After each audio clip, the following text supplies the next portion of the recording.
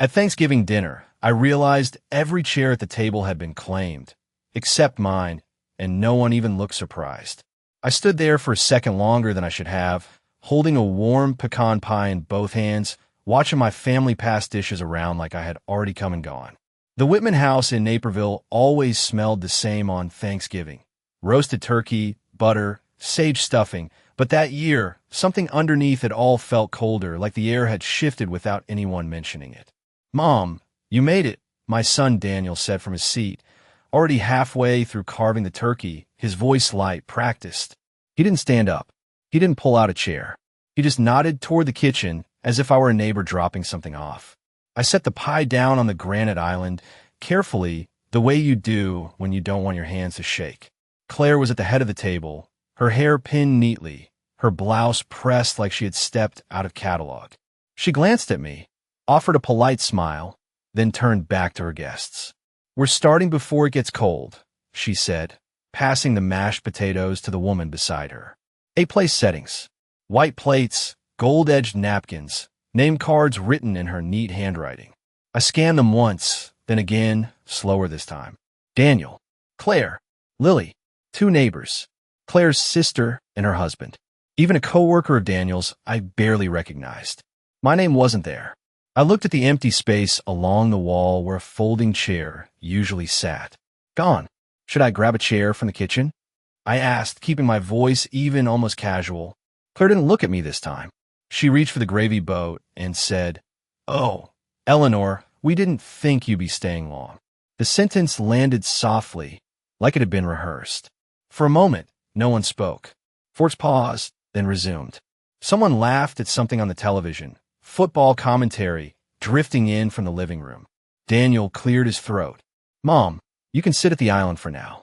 We'll make it work. For now." I nodded once. "Of course." I took a seat on one of the bar stools, my coat still draped over my arm because no one had taken it, and folded my hands in my lap. From where I sat, I could see the entire table, the way Claire directed the rhythm of the meal, who got seconds, who got wine, when the rolls were passed. It was efficient, controlled, familiar in a way that made something tighten quietly in my chest. Lily glanced back at me once, her eyes lingering just a little too long before her mother said her name, and she turned forward again. I reached for my purse and sat on the counter beside me, buying myself something to do, something small and ordinary. "Did you get my text about arriving at 4? I asked Daniel, not loudly, just enough for him to hear. He hesitated, then nodded. "Yeah, Claire said that worked best this year." I looked at Claire then, really looked at her. She was smiling at her sister, pouring wine with steady hands, moving through the room like everything was exactly where it should be, like I was exactly where I belonged. And that was when it settled in. Not just that there was no chair for me, but that this had been decided long before I walked through the door. I rested my hands flat against the cool countertop and watched them pass the plates again, counting silently. 8 settings, 8 chairs, and somehow, no mistake at all. The question came to me quietly, but it stayed. If they knew I was coming, why did they plan the table without me? I stayed on that bar stool longer than I expected, long enough for the conversation at the table to find its rhythm without me. Plates moved in a steady circle, forks clinked against china, and every so often Daniel laughed at something someone said, the kind of laugh he used at work events, not the one I remembered from when he was younger. I reached for the stack of small dessert plates near the sink and began arranging them, one by one, giving my hand a purpose. "You do not have to do that, Eleanor," Claire said, her voice light but firm, like she was correcting a guest. I paused, holding a plate midair. "It is fine," I replied. "I have been setting this table for 40 years. I think I can handle dessert." She gave a small smile, the kind that closes a door without making a sound. "We have it covered." I set the plate down anyway, aligning it carefully with the others, then stepped aside. From where I stood, I could see the refrigerator door covered in magnets and photos. One caught my attention because it was recent. A group picture from what looked like a fall dinner, everyone gathered around this same table, all 8 chairs filled. Claire stood at the center, Daniel beside her, Lily leaning against his shoulder. I moved closer, pretending to reach for a glass. The date printed in the corner read 2 weeks ago. I had not been invited. "Mom, you want some turkey?" Daniel called out, already halfway through standing up, a slice of meat balanced awkwardly on his fork. "I can bring you a plate." I looked at him, then at the table, then back at the photo on the fridge. "No, thank you," I said. "I will eat later." That was not entirely true, but it gave me space to think. Lily slid off her chair a few minutes later and wandered into the kitchen, her socks soft against the tile. She stood beside me, quiet for a moment, then nudged a napkin toward my hand. Inside was a small piece of stuffing and half a dinner roll. "I saved you some," she whispered. "I smiled her, Dinsley." "Thank you, sweetheart." She hesitated, glancing back toward the table. "Mom said it is easier this way," she added, her voice dropping even lower. "Easier for who?" I asked. Lily shrugged, her shoulders tight. She just said there would be less confusion. Before I could ask anything else, Claire's voice cut in from the dining room. "Lily, honey, come sit down. We are about to serve pie." Lily hurried back, leaving me alone with that word hanging in the air. Confusion. I turned back to the refrigerator, studying that photo again. Everyone looked comfortable, practiced, like they had done this before, like they knew exactly where to sit and who belonged where. I opened my purse slowly and pulled out my phone, scrolling through my messages with Daniel. There was 3 days ago, "Dinner at 4 this year, Mom. Claire says that works best." No mention of guests. No mention of a full table. No mention of anything that would explain why there was no place set for me. I slid the phone back into my purse and picked up a dish towel, wiping down a perfectly clean section of the counter just to keep moving. From the dining room, I could hear Claire again, her tone warm, effortless. "We just simplified things this year," she said to someone. "It makes the day run smoother." Simplified. The word settled next to confusion, and together they formed something sharper. This was not last minute. This was not accidental. This was organized. I folded the towel neatly and set it beside the sink, then reached for my coat, finally slipping it on. As I did, Daniel stepped into the kitchen, his expression careful, like he was walking into a conversation he did not want to have. "Mom, you okay?" he asked. I looked at him for a moment, really looked this time, searching for something familiar. "I am fine," I said. Then I added, gently, "How many people did Claire plan for tonight?" He blinked, caught off guard. 8. "Why?" I nodded once, slow and deliberate. "That is what I thought." He frowned slightly, like he was starting to see the shape of something he had not noticed before. Behind him, Claire called his name, her voice steady, expectant. Daniel hesitated, then turned back toward the table. I watched him go, and for the first time that evening, the question in my mind was no longer whether this had been planned. It was why they needed me out of the plan at all. Daniel did not come back into the kitchen right away, and for a moment I let myself watch the doorway where he had disappeared, half expecting him to return with an explanation that would make this feel smaller, less intentional. Instead, I heard Claire's voice rise slightly over the others, smooth and steady, guiding the conversation back into place. "Daniel, can you pass the sweet potatoes?" she said, and just like that, whatever hesitation he had carried with him dissolved into the rhythm she had already set. I walked over to the sink and rinsed my hands slowly, letting the warm water run over my fingers longer than necessary. The window above the sink reflected the dining room behind me, a softened version of the scene, like something you could almost mistake for normal if you did not look too closely. Claire leaned forward as she spoke, one hand resting lightly on the table, the other gesturing toward the guests. She was hosting, directing, managing, and Daniel followed her cues without even realizing he was doing it. That was not new. What was new was how visible it had become. I dried my hands and turned back toward the refrigerator, my eyes drawn again to that photo. 2 weeks ago, same table, same chairs. I stepped closer and noticed something I had missed before. On the edge of the counter, just beneath the photo, sat a folded piece of cardstock with a familiar gold border. I picked it up carefully. It was a printed seating chart.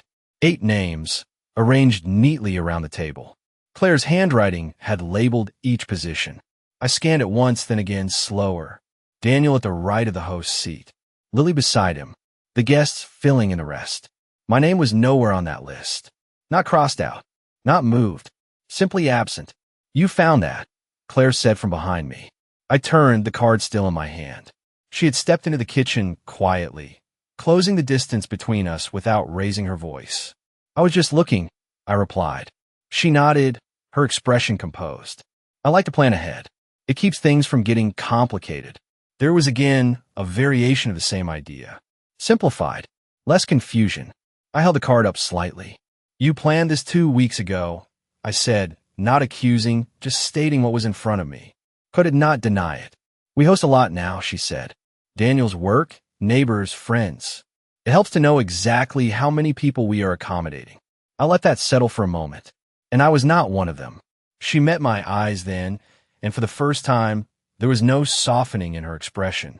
We assumed you would prefer a quieter evening this year, she said. You mentioned your arthritis has been acting up, and these dinners can get overwhelming. I almost smiled at that. The reasoning was neat, almost thoughtful on the surface. But it did not match the message Daniel had sent. It did not match the fact that I had been told to arrive at 4, just like always. I see, I said. My voice came out steady, which surprised me. That is interesting, because Daniel invited me. Claire's gaze shifted just slightly toward the dining room, then back to me. He probably did not realize how full things would be, she said. I handled the details. For a brief. Second, the years folded in on themselves, and I saw Daniel at 10 years old, sitting at this same kitchen counter in our old house, asking me where to put the extra chairs when we had too many guests. We always make room, Mom, he had said back then, dragging a folding chair from the garage with both hands. The memory did not sting the way I expected. It clarified something instead. I set the seating card back down exactly where I had found it. You have everything very organized, I said. Claire inclined her head, accepting that as a compliment. It makes life easier. I slipped my purse over my shoulder and adjusted my coat, feeling the weight of the room differently now. Not like I had been forgotten, like I had been accounted for and placed somewhere else entirely. Eleanor, we're about to serve pie, Claire added, her tone returning to polite hosting. You're welcome to join us. I looked past her into the dining room, at the table that had already been decided without me. Then I looked back at her. Thank you, I said, but I think I understand the arrangement. Her expression held, but something flickered behind it, quick and controlled. I stepped past her and moved toward the front hallway, my mind no longer circling the question of whether this had been planned. That part is clear now. What I did not understand, yet, was why they had gone to this much effort to plan me out so precisely, and what they were making space for in my place.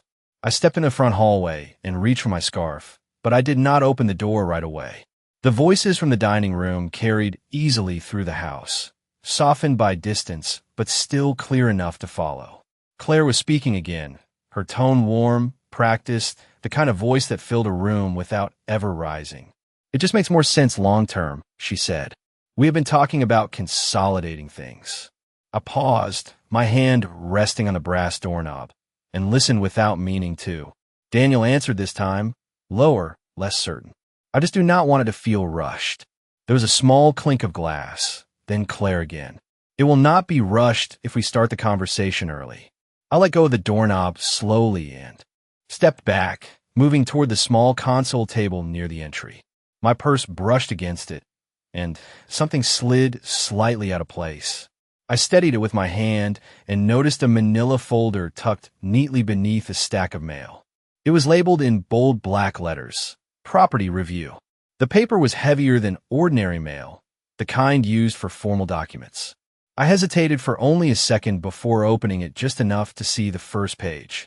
My address sat at the top, 214 West Maple Drive. My home. Beneath it, a printed heading, Preliminary Valuation and Transfer Options. I felt something settle into place inside me. Not panic, not even surprise, but a quiet alignment of details that had not made sense until now. The seating chart, the 8 names, the careful exclusion. I flipped the page slightly and saw Daniel's name listed under interested parties. Claire's name followed, typed neatly beside his. There was a section highlighted in yellow, Potential Sale Timeline, Q1 to Q2 next year. Mom! Daniel's voice came from behind me, closer now. I closed the folder gently and set it back exactly where I'd found it, aligning the edges with the stack of envelopes. When I turned, he was standing halfway between the hallway and the dining room. His expression caught somewhere between concern and caution. "You heading out already?" he asked. I studied his face for a moment, looking for the boy who used to ask where to put extra chairs, and finding instead a man who seemed to be waiting for the right moment to say something he had not practiced yet. "I was just about to," I said. Then I added evenly, "I saw a folder with my address on it." His shoulders tightened just slightly. "Oh, that," he said too quickly. "It is nothing finalized. Claire and I were just looking into options." "Options for what?" I asked. He glanced back toward the dining room, where Claire's voice continued, steady and composed, then lowered his own. "Just trying to plan ahead, Mom. Make things easier down the line." Easier. The word landed differently now, heavier, connected to something tangible I had just seen with my own eyes. "Easier for who?" I asked quietly. Daniel exhaled, running a hand along the back of his neck. "For everyone," he said. "You have that big house and it is a lot to maintain. We thought maybe eventually we could help you transition into something more manageable." I nodded once, slowly, as if I were considering a suggestion about paint colors or new furniture. "And you started planning this without talking to me." He opened his mouth, then closed it again, the answer caught somewhere between honesty and avoidance. Behind him, Claire appeared in the doorway, her presence filling the space before she even spoke. "Daniel, we are waiting for you," she said, then shifted her gaze to me. "Eleanor, I hope everything is all right." I met her eyes, holding them just long enough for the silence to mean something. "Everything is very clear," I said. Her expression did not change, but I saw the calculation behind it, the quick adjustment of strategy. "We were going to discuss it after the holidays," she replied smoothly. "We did not want to overwhelm you tonight." I almost smiled at that, not because it was kind, but because it confirmed what I needed to know. This had never been about a chair. It had been about position, about who sat where, and who decided. I picked up my purse and stepped past them, opening the front door this time. The cold November air met me immediately, sharp and honest in a way the room behind me had not been. As I walked down the driveway toward my car, I could still hear their voices faintly through the walls, continuing the dinner as if nothing had shifted. But something had. I paused beside my Buick, my hand resting on the roof, and looked back at the house one last time. They had already started planning a future that did not include me in my own home. What they did not realize yet was that I had just seen the first piece of their plan, and now I needed to find out how far it went before I decided what to do next.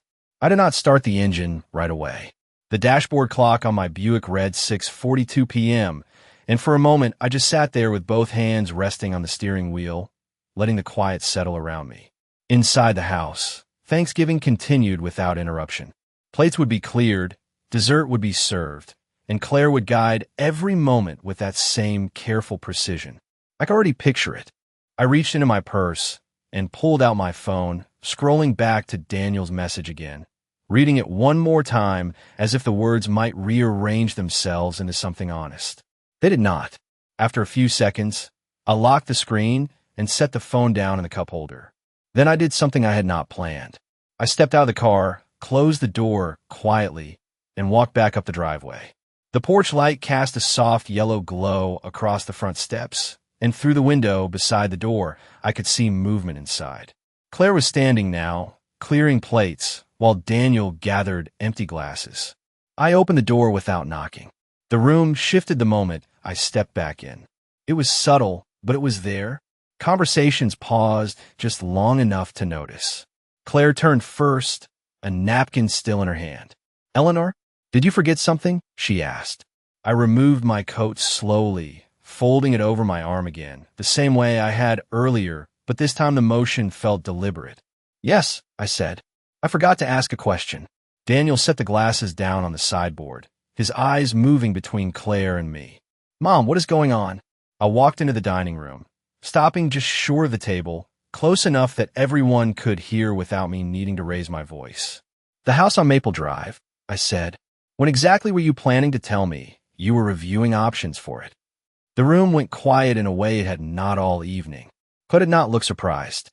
She placed the napkin down neatly and stepped forward, positioning herself just slightly ahead of Daniel. We were going to discuss it after the holidays, she said, repeating the same line, but this time with more weight behind it. It is a sensitive topic. I nodded. It is my house. Daniel exhaled sharply. Mom, it is not like that, he said, stepping closer. We are just trying to think ahead. You cannot manage that place forever. The stairs alone, I have managed it for 32 years. I interrupted, not loudly, but firmly enough that he stopped. With your father. And without him. Claire folded her hands in front of her, her posture composed. No one is questioning your ability, she said. We're talking about sustainability. Long-term planning. We already spoke with a consultant about potential transitions. Consultant. The word landed harder than I expected. Already, I repeated. Daniel rubbed his forehead, frustration creeping into his voice. Mom, we're trying to make this easier for you. There are great communities, places where you would not have to worry about maintenance or property taxes or ownership, I said quietly. He looked at me, caught between defensiveness and something else he had not named yet. Claire stepped in again, her tone still controlled, but firmer now. Eleanor, the reality is that holding on to a property like that may not be the most practical choice anymore. We were hoping to guide you through a smarter decision. Guide. The word sat alongside simplify and easier, forming a pattern that was no longer subtle. I let the silence stretch just long enough for everyone at the table to feel it. Then I reached into my purse and pulled out my car keys, setting them gently on the edge of the table. You have both done a lot of planning, I said. Without me. Daniel's voice softened, almost pleading now. We were going to include you, Mom. Just not tonight. I looked at him, steady. You already did include me tonight, I said. Just not at the table. Claire's expression tightened for the first time, not dramatically, but enough to register. The control in the room shifted just slightly. I picked up my keys again and slipped them back into my purse. I appreciate the effort, I added, my tone calm, almost polite. But I think it is time I start making a few plans of my own. Neither of them spoke. The guests at the table sat quietly, unsure where to look. I turned toward the hallway again, my coat still over my arm, and walked toward the door. This time, no one tried to stop me. As I stepped outside into the cold, one thought settled clearly in my mind, sharper than anything I'd felt all evening. They had already taken the first step without me. The question now was how far they had gone before I even realized I was part of their plan. I drove home with both hands steady on the wheel, the roads quieter than usual for a holiday evening, most houses glowing with soft light and movement behind the windows. Mine sat at the end of Maple Drive, exactly where it had been for over 3 decades, the porch light still on because I had left it that way before heading out. When I pulled into the driveway, I did not rush inside. I turned off the engine and sat there for a moment, listening to the ticking sound of the cooling car, letting the silence settle into something I could work with. This house had never felt uncertain to me before. Not when Noel was alive, not even after he was gone. But now, standing there with the keys in my hand, I realized something had shifted, not in the house itself, but in the way others were beginning to see it. I unlocked the front door and stepped inside, closing it carefully behind me. The living room was just as I had left it that morning. The same cream-colored sofa, the same quilt folded neatly over the armrest, the same framed photo of Noel on the side table, his smile steady and familiar. I walked over and touched the edge of that frame lightly, then moved past it into the hallway. My footsteps echoed softly on the hardwood floors. I went straight to the small desk near the kitchen, the one Noel used to call my command center, and opened the top drawer. Inside were the things I had not needed to think about in years. Property tax statements, insurance policies, a copy of the original deed, and beneath them, a folder with our estate documents.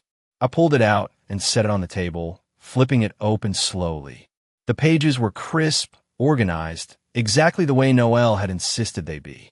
Always know where everything is, he used to say. You never want someone else explaining your own life to you. I sat down and began reading, Not because I did not already know what was there, but because I needed to see it again with fresh eyes. The house was in my name. Fully.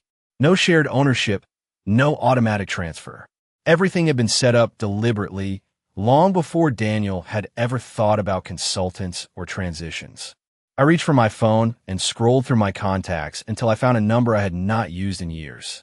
Martin Reynolds, Noel's attorney. My finger hovered for a second, then I pressed call. It rang twice before his voice came through, older but still steady. Martin Reynolds. Martin, this is Eleanor Whitman, I said. There was a brief pause, then recognition. Eleanor, it has been a while.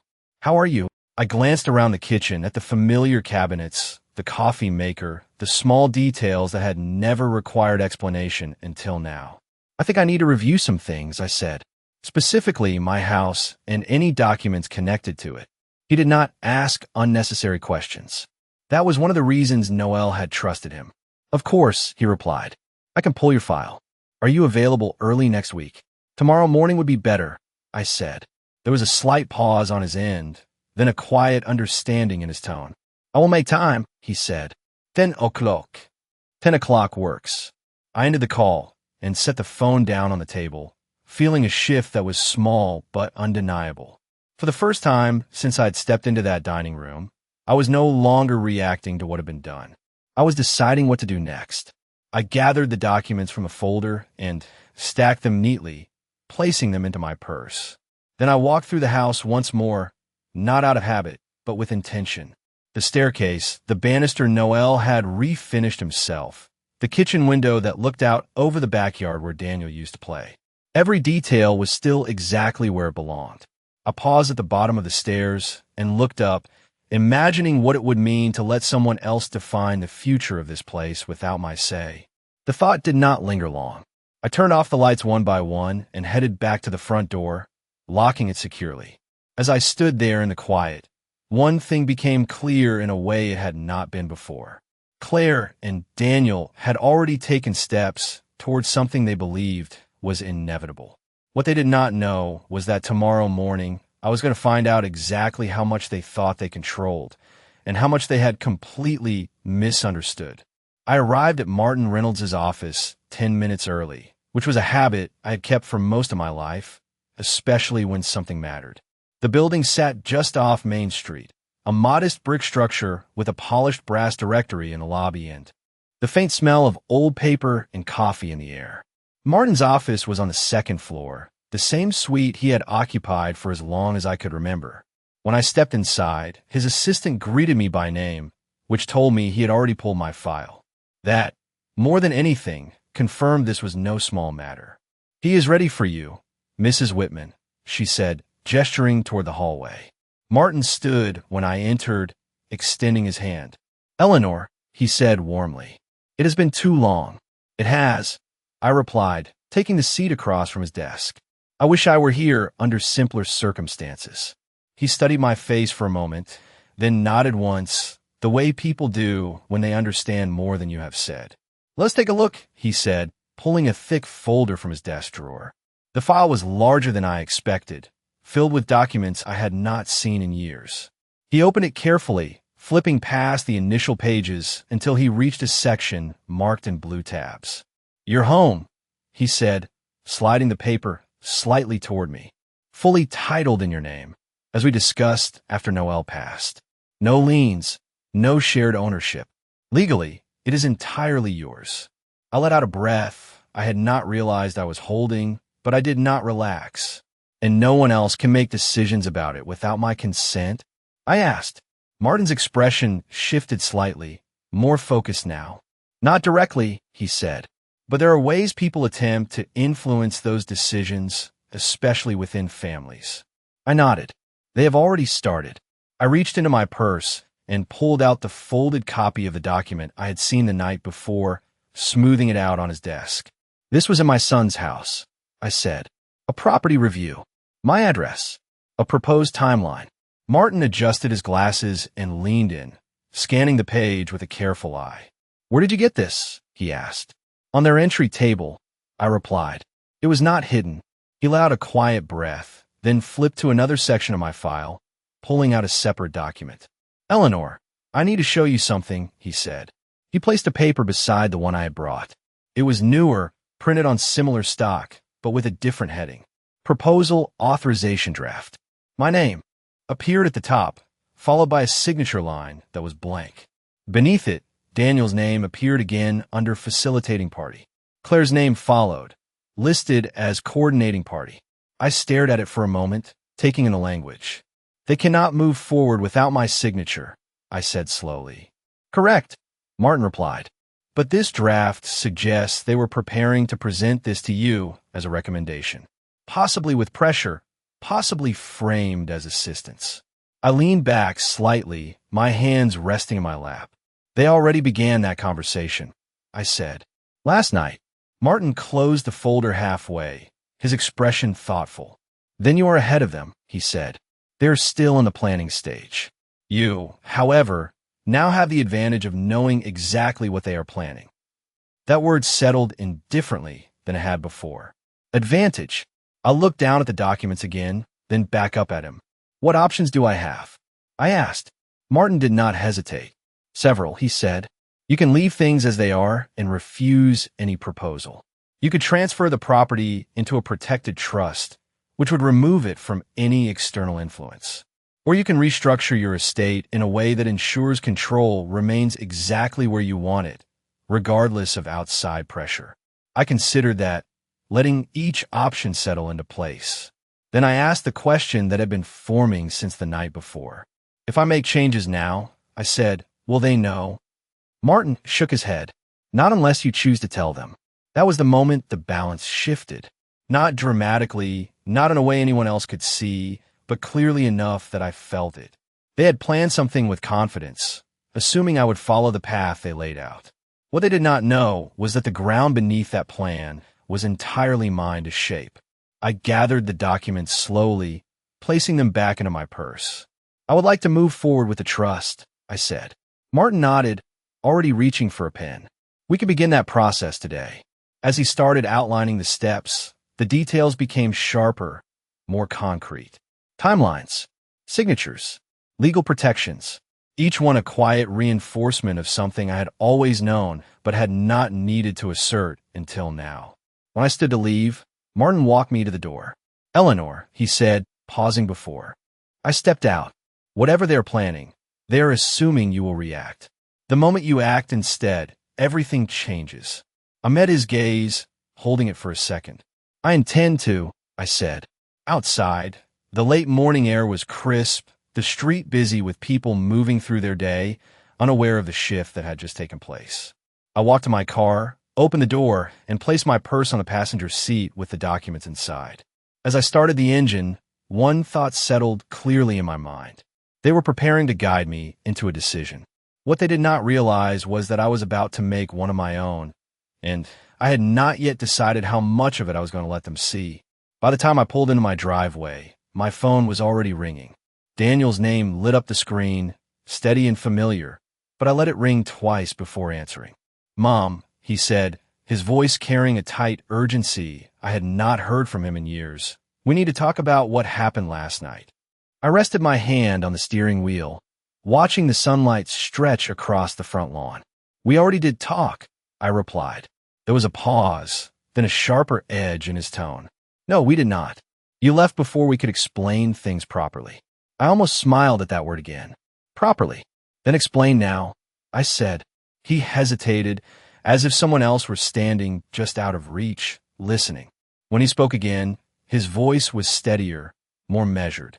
Claire and I have been working with a consultant. We are trying to help you make a smart transition. We found a place about 20 minutes from here, really nice, single-level units, no stairs. We thought maybe we could take you to see it this weekend. I stepped out of the car and closed the door quietly behind me. You already found a place, I said. Not a question. We are just exploring options, he replied quickly. Nothing is decided yet. I walked up the front steps and unlocked the door, letting myself into the house as he continued speaking. Mom, you have to understand, this is about making things easier for you. That house is too much to handle long term. I set my purse down on the table, the documents. Inside, still neatly arranged, untouched since I had left Martin's office. You keep saying that, I said. Easier. Daniel exhaled, a sound of growing impatience. Because it is true. You cannot keep up with a place like that forever. And honestly, it makes more sense for us to start planning now rather than wait until something happens. Something happens. The phrase lingered, vague, but intentional. I walked into the kitchen and poured myself a glass of water, the simple action grounding me. What exactly do you think is going to happen? I asked. There was another pause, longer this time. When he answered, his voice was softer, but it carried a different kind of certainty. Mom, we're just trying to be realistic. You are 72. Things change. We want to make sure you are taken care of. I leaned against the counter, looking out the window into the backyard. The fence still stood straight. The oak tree Noel had planted still cast its wide shadow across the grass. Nothing here felt unstable. And what happens to the house in your version of this plan? I asked. Daniel did not hesitate this time. We would handle it, he said. Sell it, reinvest it. Make sure the value is used wisely. That is part of why we brought in the consultant. There it was clearer now, not hidden behind softer language.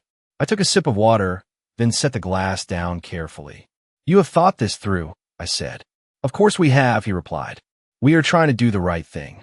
I could hear movement on his end of the call, a faint shift of fabric, then Claire's voice in the background, low but present. Daniel covered the phone for a second, then came back. Claire is here, he added. We both think it would be good if we sat down this weekend and went over everything together. I let the silence stretch just a moment longer than comfortable. That sounds reasonable, I said finally. There was relief in his voice, immediate and unguarded. Good. I will set something up. Saturday morning. Saturday works, I said. At my house. Another pause, this one sharper. Your house, he repeated. Yes, I said calmly. If we're going to talk about it, we should do it there. I could almost hear Claire reacting on the other end, though her words were too quiet to make out. Daniel hesitated, then said, Okay, Saturday. I ended the call before he could add anything else and set the phone down on the counter. The house around me felt different now. Not uncertain, not threatened, but defined. They were moving faster than I had expected. They had already found a place, already imagined a future where this house was no longer mine to decide. I walked into the living room and looked at Noel's photo again, then at the staircase, the walls, the details they had already started to reduce to numbers on a page. My reflection caught briefly in the glass of the picture frame, steady, composed. I reached for my purse and opened it, pulling out the folder Martin had given me. The documents were still crisp, untouched by anyone but me. Saturday morning. They believed they were coming to guide me through a decision. I closed the folder slowly and placed it on the coffee table. What they did not know was that by the time they walked through that door, the decision they were planning to present would no longer be the one that mattered. Saturday morning arrived with a kind of stillness I had not felt in days. The house quiet except for the soft hum of the refrigerator and the ticking clock above the stove. I woke up early, earlier than necessary, and moved through the rooms with purpose instead of habit. The dining table was the first thing I addressed. I cleared it completely, removing the decorative runner, the small ceramic bowl Noel used to keep keys in, even the stack of mail I had not sorted yet. Then I said it again, but differently this time.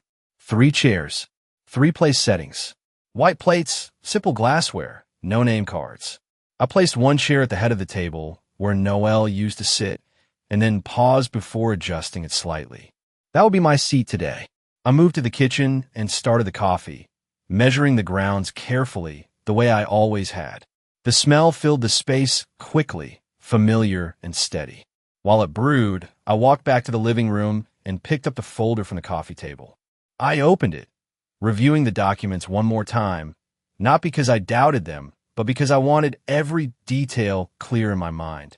The trust paperwork Martin had begun drafting was already outlined, the language precise, the intent unmistakable. I slid the folder into a leather portfolio and set it on the dining table, directly in front of my chair. Then I added one more item. From the desk drawer, I retrieved the original deed, the one Noel and I had signed decades ago. The paper was slightly yellowed at the edges, but the signatures were still sharp. I placed it beside the portfolio, not hidden, not emphasized, just present. At 9:52 a.m., I heard a car pull into the driveway. I did not rush to the door. I poured myself a cup of coffee, took a small sip, and waited until the doorbell rang before walking over to answer it. Daniel stood on the porch, hands in his coat pockets, his expression already carrying a hint of tension. Claire stood beside him, composed as ever, her posture straight, her expression neutral but attentive. "Morning, Mom," Daniel said. "Morning," I replied, stepping aside to let them in. Claire offered a polite smile. "Thank you for having us," she said, her tone smooth, controlled. "Of course," I answered. I led them into the dining room without commentary. Claire's eyes moved quickly, taking in the setup, the 3 chairs, the absence of anything unnecessary. Daniel glanced at the table, then at me. "You made coffee?" he asked. "It is fresh," I said. "Help yourselves." He nodded, stepping into the kitchen, while Claire remained where she was, her attention settling on the portfolio and the deed. She did not touch them, but I saw the shift in her focus, the quick recalibration. "You have been busy," she said. I met her gaze. "I have been preparing." Daniel returned with 2 mugs, handing one to Claire before sitting down across from me. He looked at the table again, then back at me. "So," he began, clearing his throat, "we thought we could walk you through some options today. Nothing final, just a conversation." I nodded once. "I would like that," I said. Claire took a seat beside him, placing her coffee cup carefully on the table. "We brought some materials," she added, reaching into her bag and pulling out a folder of her own. She opened it, sliding a brochure across the table. It showed a clean, modern building, wide hallways, landscape grounds. "This is the community we mentioned," she said. "Single-level units, on-site support, very well maintained." Daniel leaned forward slightly. "We can go see it this afternoon if you want," he added. I picked up the brochure, glanced at it briefly, then set it back down. "It looks very nice," I said.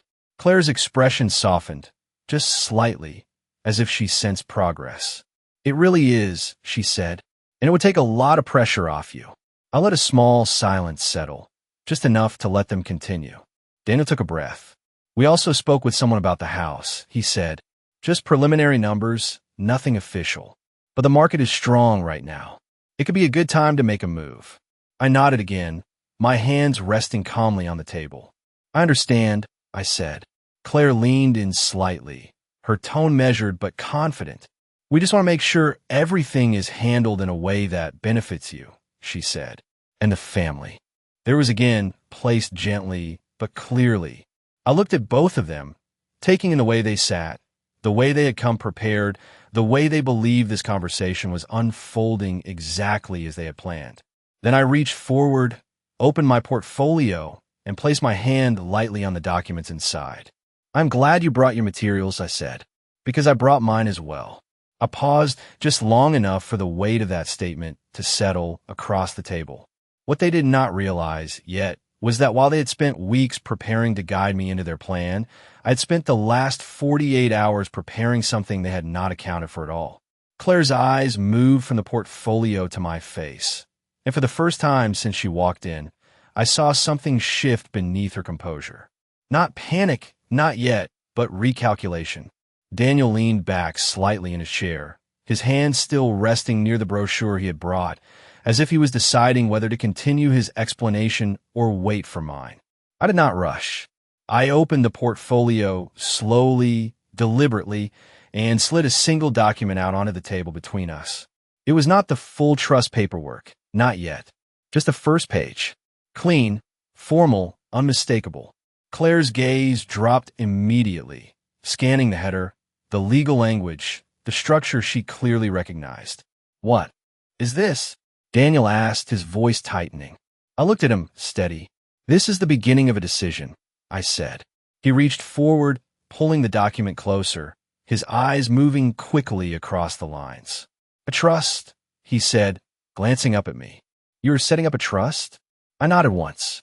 I already started the process.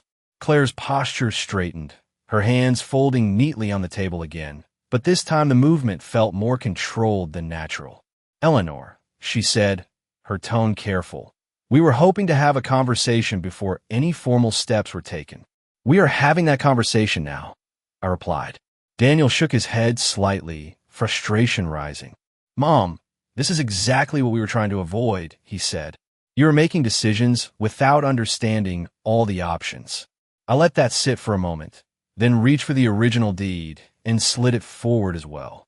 I understand the ownership, I said. I understand the timeline you outlined in your folder. And I understand the proposal you were preparing for me to sign. Daniel froze, his hand still resting on the edge of the trust document. What folder? He asked, but the question lacked conviction. Claire did not look at him. She kept her eyes on me, her expression tightening just enough to acknowledge the shift. You saw something, she said quietly. I saw enough, I replied. The room held still for a moment, the kind of silence that does not come from uncertainty, but from recognition. Daniel exhaled sharply, running a hand through his hair. Okay, he said, his voice lower now. So you saw the preliminary review. That does not mean anything was decided. It means something was being prepared, I said. Without me. Claire leaned forward slightly, her tone regaining structure. We were trying to approach this responsibly, she said.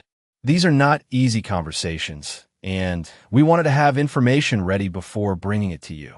I nodded, acknowledging the logic without agreeing to it. You had information, I said. Now I do too. I tapped the document lightly with my fingers. And this changes the conversation.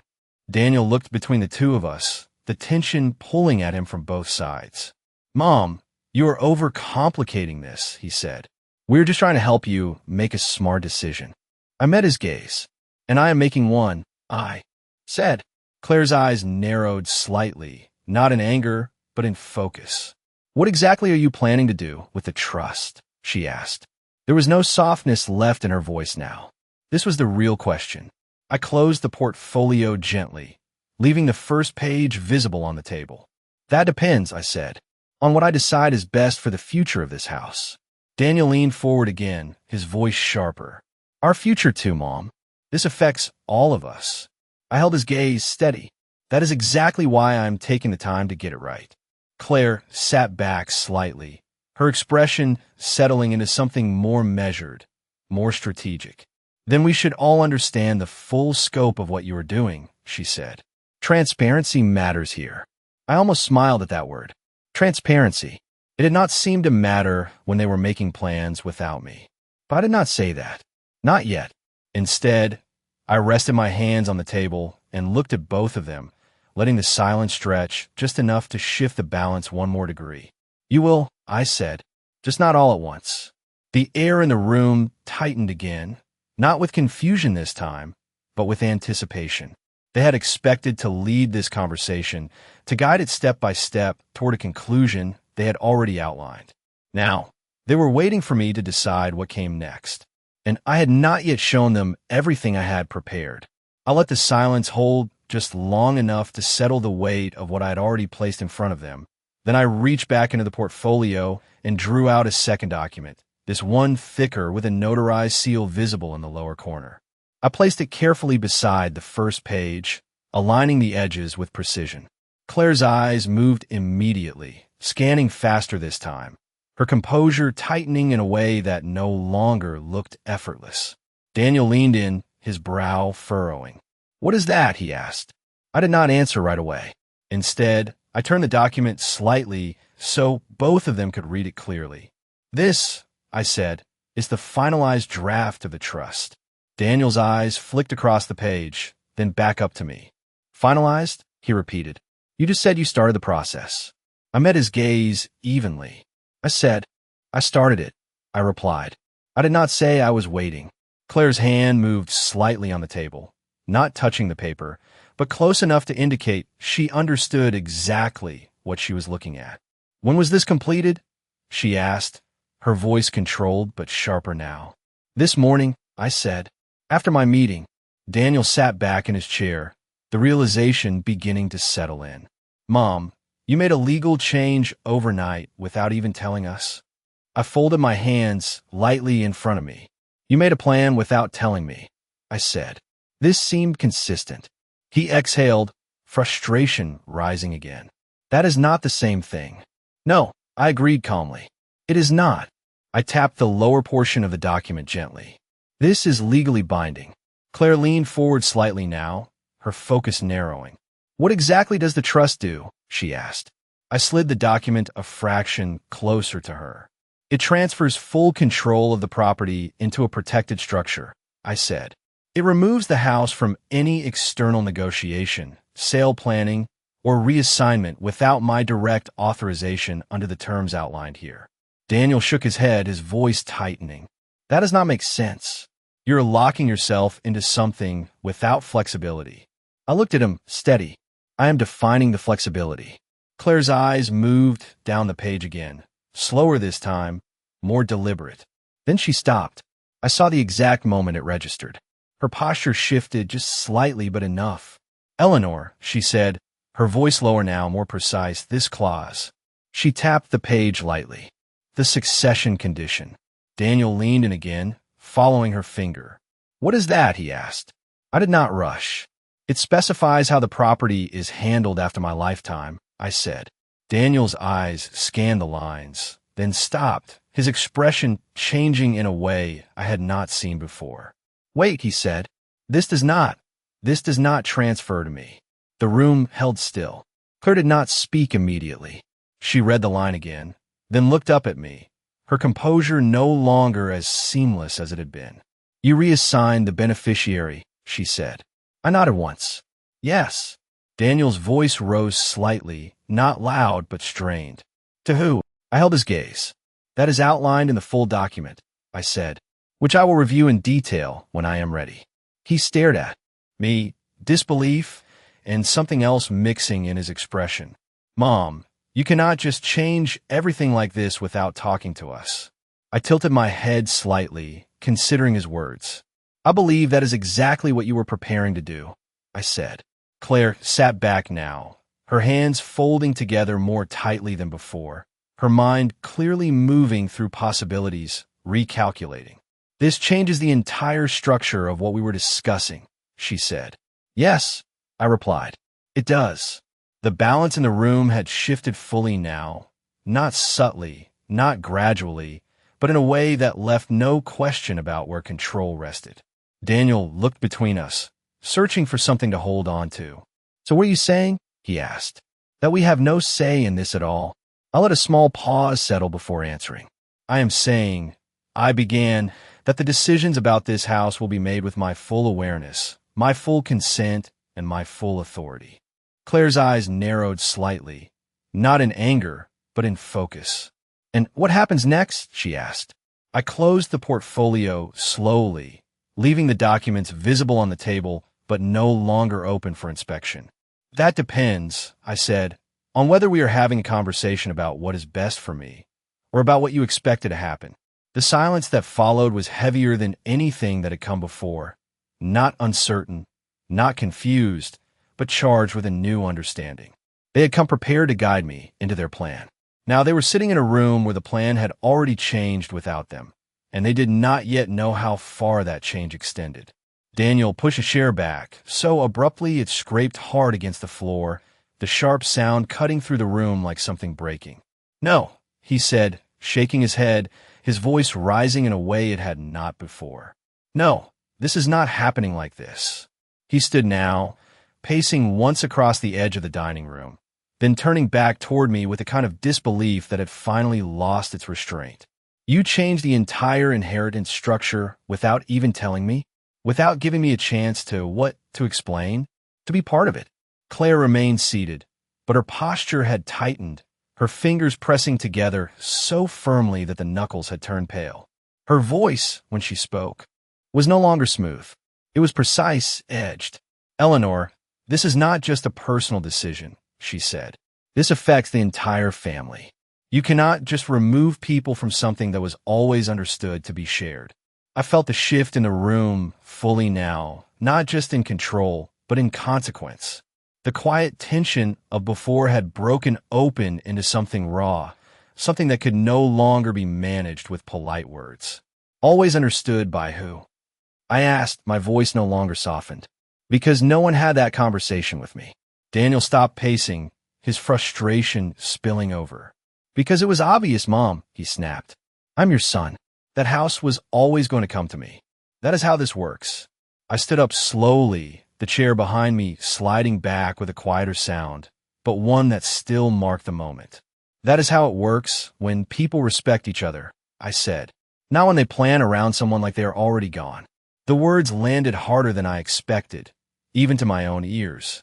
Claire rose now as well, no longer willing to stay seated in a conversation that had shifted this far.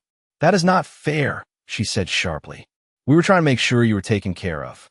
We looked into communities, we spoke with professionals, we did the work that you clearly were not going to do yourself. I let out a short breath, something between disbelief and anger. You did the work to decide what would happen to my life without me in the room, I said. Daniel stepped forward, his voice tight. We were trying to protect you. From what? I asked, the question coming faster now. From living in my own home? From making my own decisions? He hesitated, and that hesitation said more than anything he had spoken. Claire did not hesitate. From decline, she said, her voice direct now, stripped to the softer language. From being in a situation where you cannot manage things and everything falls apart. We were trying to prevent that. The word hung in the air, heavier than anything else that had been said. Decline. I felt it settle, not as an insult, but as a clear statement of how they had already begun to see me. So you decided I was already there, I said. You decided I was. A problem to be managed. Daniel ran a hand over his face, frustration turning into something more desperate.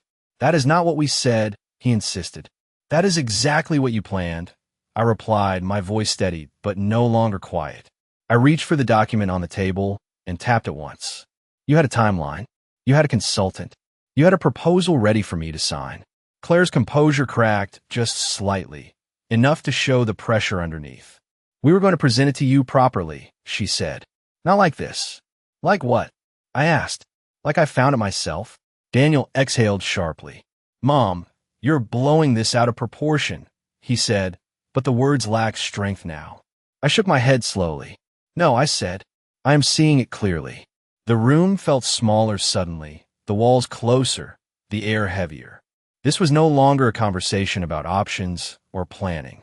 It was about control, about assumptions that had already been made without me.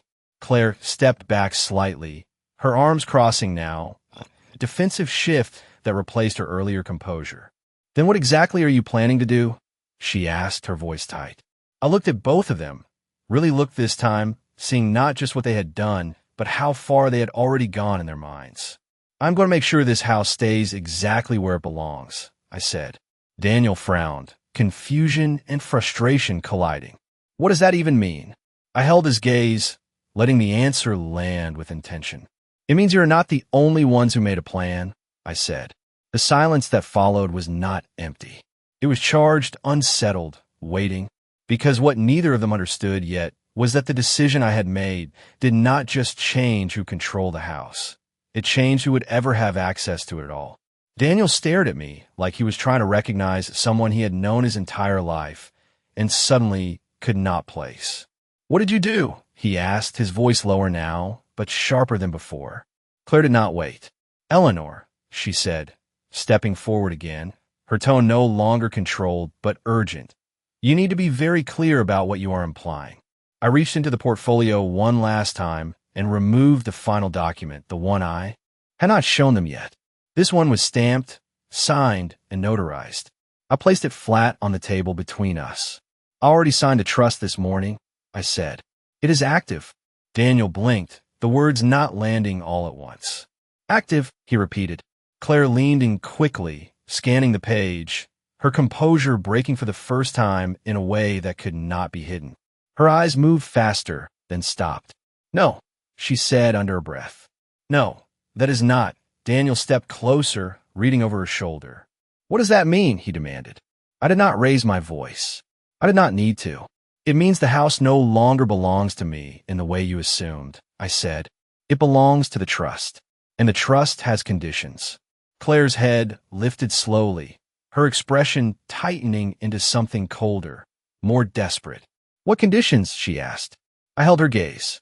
The property cannot be sold, transferred, or leveraged by anyone other than the trustee, I said. Daniel frowned. So you're the trustee, he said, trying to follow. I shook my head. No, I said. I appointed one. The silence that followed was immediate and heavy. Claire's voice came out tight. Who? I'll let the answer sit for just a second longer. Martin Reynolds, I said. Daniel's face changed in a way that was no longer frustration, no longer confusion. It was realization. The lawyer, he said. You gave control to a lawyer? I gave oversight to someone who is not personally invested in my removal from this house, I replied. Claire's composure snapped completely now. This is unbelievable, she said, her voice rising, sharp and unfiltered. You handed your entire estate to an outsider? Do you have any idea what you have just done? I met her anger without stepping back. Yes, I said. I made sure no one could pressure me into signing something I did not agree to. Daniel shook his head, pacing again, but this time there was no control in it. Mom, this is insane, he said. You just cut us out of everything. No, I said firmly. You cut yourselves out the moment you decided I was no longer part of my own life. The words landed hard, and there was no soft place for them to fall. Claire stepped closer, her voice dropping into something colder, more direct. You are making a mistake you cannot undo, she said. We were trying to help you secure your future. I held her gaze steady. You were trying to secure yours, I said. That was the moment it ended. Not loudly, not dramatically, but completely. Daniel stopped pacing. Claire said nothing more. The document sat between us, undeniable, final. The plan they had built no longer had a foundation. There was nothing left to negotiate. I reached forward, gathered the papers calmly, and slid them back into the portfolio. Then I picked up my coffee, now lukewarm, and took a small sip, letting the silence stretch just long enough for the truth to settle fully. I think we're done here, I said. Daniel looked at me, something hollow settling into his expression. So that is it? He asked. You just shut us out? I set the cup down gently. No, I said. I protected what was mine. Claire did not argue again. She turned, picked up her bag, and walked toward the door without another word. Daniel followed a second later, slower, still looking back once as if there might be something left to salvage. There was not.